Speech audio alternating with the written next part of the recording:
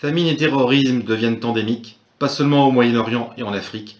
Au Mexique, l'eau devient plus chère que le coca. La forêt amazonienne en fumée s'en va. À Pékin, la légendaire sagesse orientale s'avère soluble dans la folie du capital. La Coupe du Monde de foot au Qatar déshonore, comme s'il le fallait encore, le monde du sport. Aux USA, la deuxième guerre de sécession se jouera sans doute à coups de bombes à neutrons. En Europe de l'Est, Poutine ensanglante l'Ukraine, et en Europe de l'Ouest, on banalise la haine. Quoi de neuf, docteur? Pas grand-chose, j'en ai peur. Même sans glace brisée, t'as 7 ans de malheur. On a beau avoir repoussé Marine Le Pen, on n'en a pas encore fini avec la haine. Les fachos ont déjà envahi l'Assemblée. Les médias leur font gratis leur publicité. Ils prétendent défendre la liberté d'expression, mais seulement pour ceux qui partagent leur opinion. Ils font des débats bidons sur le port du voile, pendant que tant de familles se retrouvent à poil.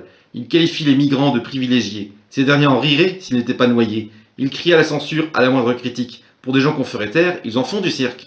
Quoi de neuf, docteur? Pas grand-chose, j'en ai peur. On multiplie à l'envi les erreurs. Pour une maladie dont on guérit en 2 semaines, on nous a imposé 2 ans de quarantaine. Ce n'est pas le virus qui fait le plus de mal, c'est plutôt les crédits sucrés à l'hôpital. Certes, on n'envisage plus de nous reconfiner, c'est ce métro de suicide et de pauvreté. Mais hélas, la parano, on s'y accoutume. Les gens se masquent dès qu'ils ont un simple rhume. On enferme les malades entre 4 murs, histoire de bien les protéger contre l'air pur.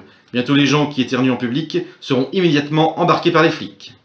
Quoi de neuf, docteur? Pas grand-chose, j'en ai peur. Dès que j'ouvre un journal, c'est la terreur. La planète a déjà commencé à cramer. Chaque année, c'est la canicule dès le mois de mai. La fournaise ne daigne prendre fin qu'en octobre, mais ça ne rend pas l'homme occidental plus sobre. Les glaces fondent, demain on verra la mer danser, par-dessus les champs brûlés et stérilisés, et les yachts des milliardaires sans fin vogueront au-dessus des cadavres envoyés par le fond.